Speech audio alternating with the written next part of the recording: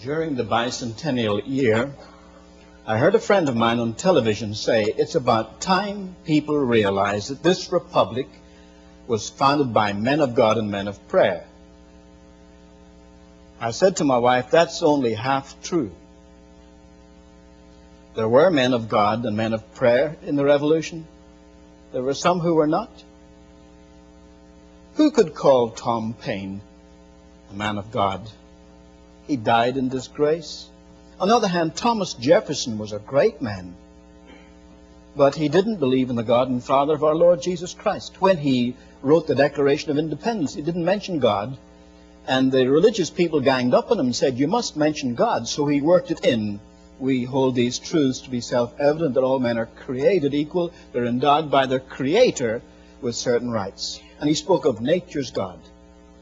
One of the heroes of the Revolutionary War was General Charles Lee.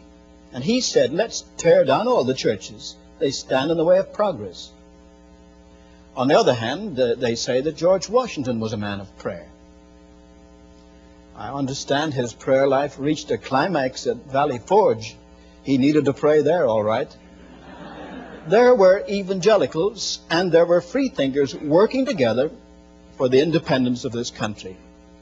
But what most people don't know is that in the wake of the Revolutionary War, there was a moral slump unparalleled. Drunkenness was epidemic. Out of a population of 5 million, 300,000 were confirmed drunkards. They were burying 15,000 of them a year. They even had a whiskey rebellion. Just as Abby Hoffman said not so long ago, every American has the right to grow his own marijuana in his backyard, these men said every American has the right to distill his own whiskey, and they wouldn't pay revenue. And George Washington had to call out the National Guard of 4 states to put down the armed rebellion, to overthrow the government of the country. Profanity was of the most shocking kind. Immorality was rampant, with venereal disease and illegitimacy and the like. Women were afraid to go out for fear of assault. Bank robberies had become an altogether daily occurrence. What about the colleges, the hope of the nation, the young leaders of the future? They took a poll at Harvard and discovered not one believer in the whole student body. At Princeton, a much more evangelical place, they also took a poll and discovered only 2 believers and only 5 that didn't belong to the filthy speech movement of that day. What were the churches doing? The largest denomination was the Congregational. Take a typical example. The Reverend Samuel Shepherd of Lenox in Massachusetts announced that he hadn't taken a single young person into fellowship in 16 years. He said prospects were altogether melancholy. It was as if he was chaplain to an old people's home dying off. The Presbyterians met in General Assembly, and their main topic was to discuss the gross immorality of the country. The most aggressive were the Methodists, and they were losing 4,000 members a year. The Baptists said that had their worst winter. The Lutherans were so languishing, they discussed amalgamating with the Episcopalians, who were even worse off. They thought they would prop each other up. Samuel Provost, Bishop of New York, quit functioning. He had confirmed no one for so long, he decided he was out of work. John Marshall was Chief Justice of the United States, and he wrote to the Bishop of Virginia, Bishop Madison. He said, the church is too far gone ever to be redeemed. Voltaire said, in 30 years' time, Christianity will be forgotten. We went through a siege in this country in the 1970s, 60s and 70s. But nobody suggested the church was going to be wiped out. But in those days, the churches were in deadly fear. The young people had been turned away, and the churches were dying off. This may sound like the hysteria of the moment, but Kenneth Scott Lantourette, the great church historian, said it seemed as if Christianity were about to be ushered out of the affairs of men. Why? in the American Union of States, possibly the result of the war. In wartime, especially war fought on your own territory, there's always a moral slump. But then came the French Revolution, and the French Revolution was anti-Christian. They crowned a prostitute goddess of reason in Notre Dame Cathedral. Practically every church in France was closed. And the French were subscribing millions of dollars to enlighten young Americans. Now, how did this state of affairs come to be changed? It came through a movement of prayer. I must backtrack a little bit. A group of Scottish ministers published a plea for prayer for revival. A copy was sent to Jonathan Edwards, the great American theologian. Jonathan Edwards had seen the revival of 1734 in Massachusetts, and then he had seen the great movement I spoke about under Whitefield in 1740. This warmed his heart. He was so moved he wrote a response. His response got longer than a letter, became a book. The title of the book, if my memory serves me correctly, was as follows: A Humble Attempt to Promote Explicit Agreement and Visible Union of All God's People in Extraordinary Prayer for the Revival of Religion and the Extension of Christ's Kingdom, according to Scriptural Promise and Prophecies Concerning the Last Time. That was the title, not the book itself. Nowadays, titles are scarcely related to content. If you want to study the weather, meteorology, you do not read Gone with the Wind. It has nothing to do with that. But in those days, the title told you what was in the book. Now, in case you missed the force of it, a humble attempt, that was New England modesty, to promote explicit agreement and visible union of all God's people in extraordinary prayer. That's what's so often missing from our ventures. Some of you may remember Key 73, when they had a great evangelistic drive all over the United States. But they took the attitude, you Southern Baptists don't need to work with the Missouri Lutherans. Do your own thing, but do it at the same time. You Pentecostals and you Presbyterians don't work together. Just do your own thing, and perhaps we shall secure a great awakening. There wasn't an explicit agreement and visible union in extraordinary prayer. You may say, well, what do you mean by extraordinary prayer? Well, what is ordinary prayer? Do you pray before you eat? That's ordinary prayer. Do you pray in church? That's ordinary prayer. But when people pray all night, or get up at 6 in the morning to pray, or give up their lunchtime to pray, that is extraordinary prayer. And that's what Jonathan Edwards pleaded for. After he died, a Scottish minister called John Erskine published the two books, the Scottish one and the American one, together. He sent a copy to Mr. Baptist, Dr. John Ryland, editor of the Baptist Register in Bristol, in England. John Ryland didn't want to throw away a book on prayer, so he sent the two copies, one to Andrew Fuller and the other to John Sutcliffe. They were men of prayer. Fuller took leave of absence and traveled the length and breadth of Britain, urging the Baptists to set aside one day a month to pray for revival. Sutcliffe, for domestic reasons, didn't travel, but he had a very lively layman in his congregation called William Carey, afterwards the great missionary. And between them they started what they called the Union of Prayer. They got every church to set aside one day a month to pray for a spiritual awakening. Then the Congregationalists joined them. Then the Methodist societies. And then evangelicals of the Church of England and the Church of Scotland, until Britain was interlaced with a network of prayer meetings. This was 7 years before the French Revolution. John Wesley, still preaching in his 80s, died in 1791. And the revival began in 1792. It started in Yorkshire, in the industrial heart of Britain. And it started in prayer meetings. Not so much in preaching services, but in prayer meetings. However, I don't want to weary you with details about the British aspect of the revival, but I've told you of the terrible conditions in this country at that time. The first sign of the coming movement was 1792 in Boston, where First Baptist Church had a series of meetings in the midst of a very cold winter, amidst blizzards and the like. So many converts were added to First and Second Baptist churches. Now, you know, of course, Boston at that time was a congregational city. But the Congregationalists had been turning to Unitarianism. In fact, only one congregational church in the whole of Boston remained untouched, and that was the Old South Church. But this little touch of revival did something to encourage people. Then, about 1794, Isaac Backus, a godly New England minister, sent out a letter addressed to every Christian denomination in the United States, saying that they ought to set aside time to pray because their back was to the wall. It was well received.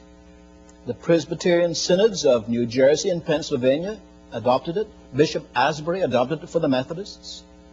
The Baptist associations, the Congregational associations, all the other denominations, one after the other, adopted this until the United States was interlaced with a network of prayer meetings, praying that God would intervene in national affairs.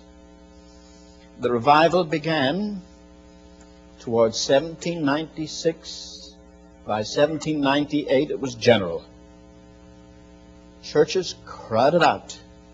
Now, the young people had been alienated from the churches, but so great was the power of God that young people would be convicted of sin on the dance floor, in the tavern, and then leave and go and seek spiritual counsel.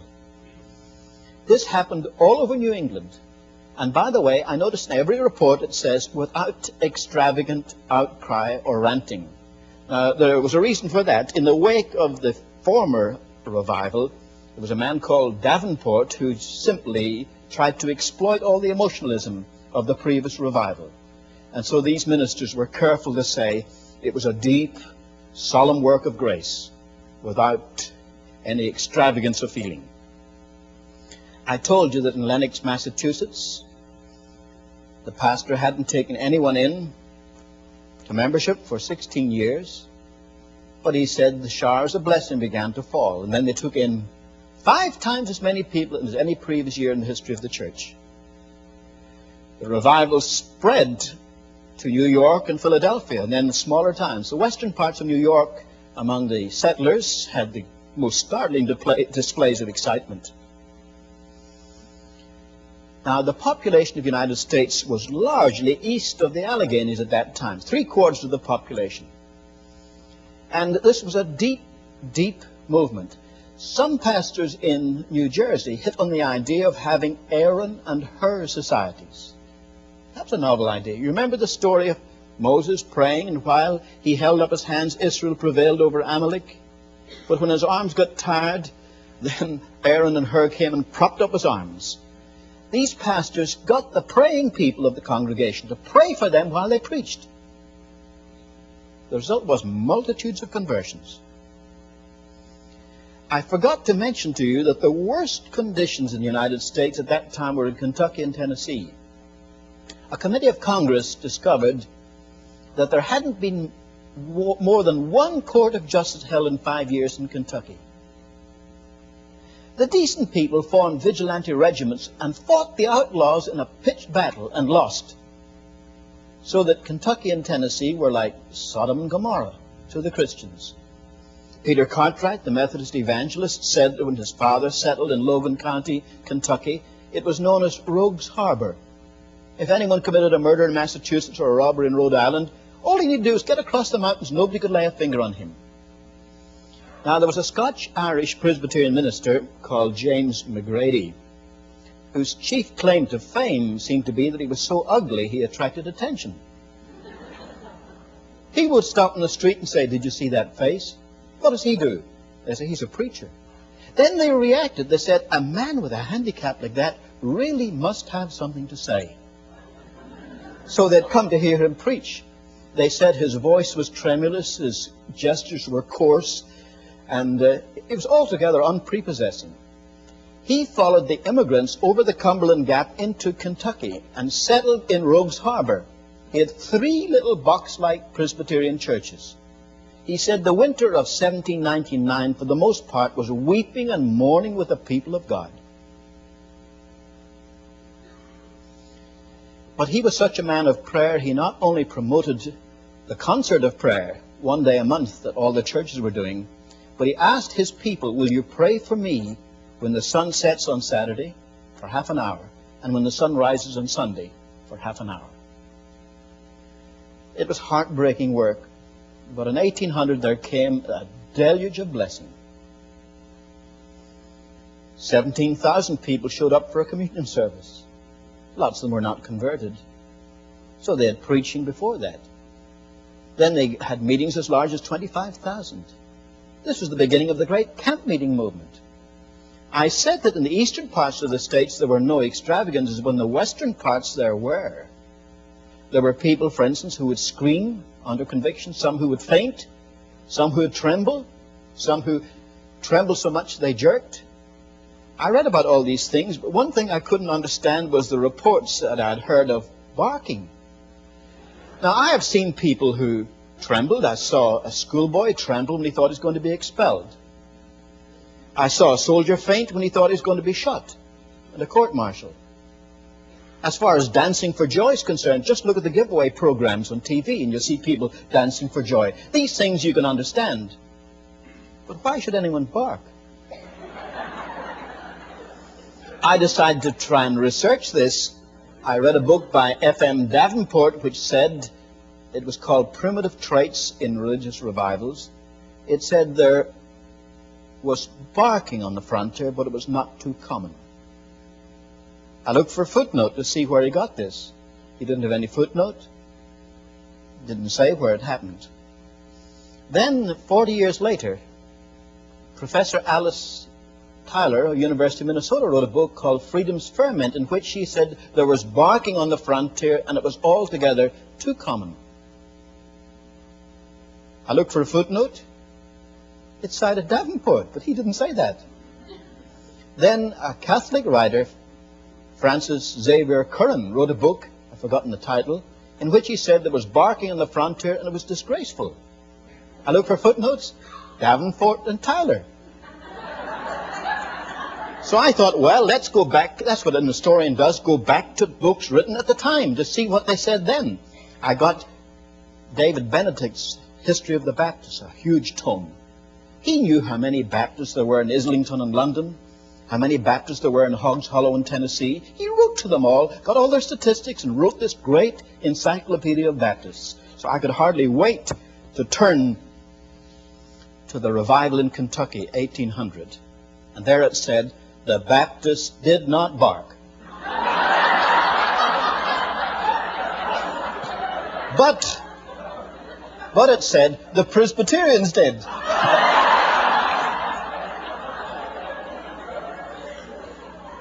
Then I got the writings of Barton Stone, one of the founders of the Disciples of Christ. He was there. He said there was no barking. There were some people, you know, like a child sobbing, sobbing like this, grunting while they sobbed. He said that was the nearest thing to barking. But you see, American humor is always exaggeration. British humor is always understatement. But in America, we always tell tall stories. And this story is told all over the United States in our seminaries. That's the way Christians carry on. I raised this matter at the Conference of Faith and History to 300 historians at Capital University in Ohio. They fell on me like a ton of bricks. They said, oh, you're spoiling good fun. But it simply was not true. Now, this revival spread from Kentucky and Tennessee to the Carolinas, into Georgia. It swept the whole of the United States. You say, well, what good did it do? It did untold good. Now, of course, this was a country being settled in those days. At that time, Great Britain was the industrial workshop of the world.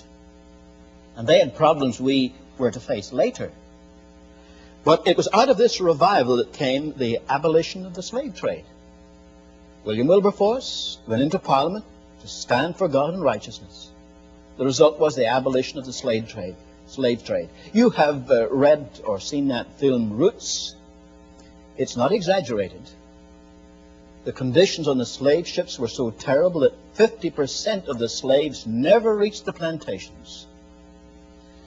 And it was interesting that while Britain was fighting Napoleon, they passed this law. And then they used the Royal Navy, which was the strongest military force on earth at the end of that war, to hunt down the slave traders on the high seas. Actually, the number of deaths went up for a while. You might say, why? If a Portuguese slave trader running from Angola to Brazil saw a British warship on the horizon in those days of sail, they said, it'll be 5 hours before they overtake us, clean the decks. And they threw them overboard to the sharks. So the death rate went up for a while. But at the end of the war, Britain made treaties with each country, including the United States. No more slave trading.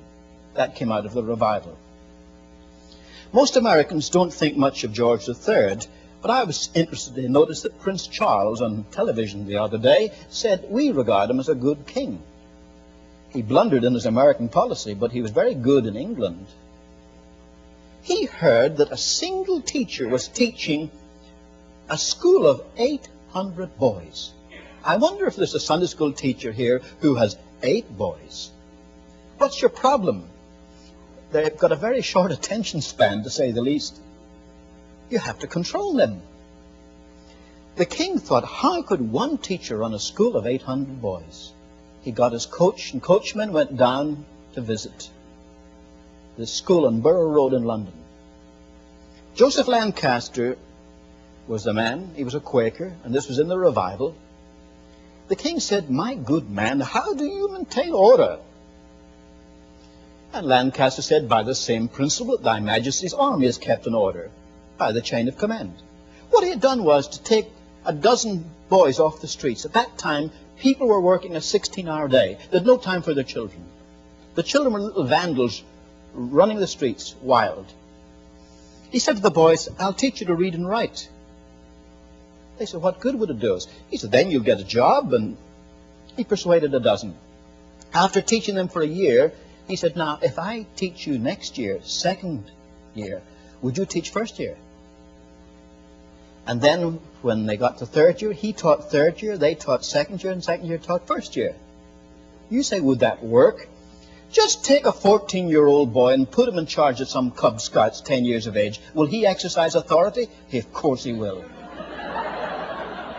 And that was the beginning of what they called monitorial education. Out of it came popular education. Up to that time, education was only for the wealthy and the privileged. That came out of the revival. Out of that came the abolition of the use of women in coal mines to drag the coal like beasts of burden. Out of that came so many things. For instance, a little Welsh girl during the revival walked 30 miles in her bare feet to try and buy a Bible. When she got there, they're all sold. She returned in tears. Thomas Charles, one of the leaders of the revival in Wales, was so concerned he took his carriage and went up to London to beg people to print Bibles. Nobody seemed willing to do it, so he formed his own committee, and it was called the British and Foreign Bible Society, the first of the Bible societies. That came out of the revival. You remember I said that in the colleges conditions were bad? At Williams College in Massachusetts, they'd had a mock communion to make fun of Jesus Christ. Christians were so few on campus in those revolutionary days that they kept their minutes in code and met in secret like a communist cell. A group of them who were revived met under a haystack, sheltering from the rain, and promised God they'd go anywhere in the world he would send them. You say, well, that happens at Forest Home, that happens at lots of camps. In those days, there were no missionary societies to take them. These young men finished their studies and then went down to Boston to the headquarters of their denomination and asked to be sent overseas as missionaries. Someone said, who do they think they are? Another man said, we don't have money to do it. One man said, if God has spoken to these young men, I think we should help them. So they formed a committee called the American Board of Commissioners for Foreign Missions. That was the first American Missionary Society. The first missionary they sent out was Adoniram Judson. He went to India, then to Burma. On his way to Calcutta, he became convinced of Baptist principles and asked William Carey to baptize him in Calcutta. Rather embarrassing to go out as a congregational missionary and become a Baptist on the field. So he sent some of his friends back to raise money, and out of that came the American Baptist Foreign Mission Society. One denomination after another, all the missionary societies of the denominations came out of that revival. There were so many other things that were done that all you could say was the place had been completely transformed. George Baxter from Philadelphia went up to Kentucky, that place which had been so wicked in its ways, and he said, I have never come across such a moral community in all my life. The whole of the young United States was changed. Young people were converted on the frontier, went back to these colleges where they were having religious revivals right along, and there they trained for the ministry, went out as missionaries, or became pastors of home churches. And the young United States became a comparatively Christian country. Most important, its leading edge, the frontier, was Christianized as it moved west. In 1860, of 180 colleges in the Middle West, 144 had been started by evangelists and revivalists. It all came out of that revival. Now, some people may say, how long did the revival of 1792 continue? Some say for 50 years. Unbroken revival. Sometimes, of course, the tide goes out, then has to come in again. But in this case, 1830, there came another revival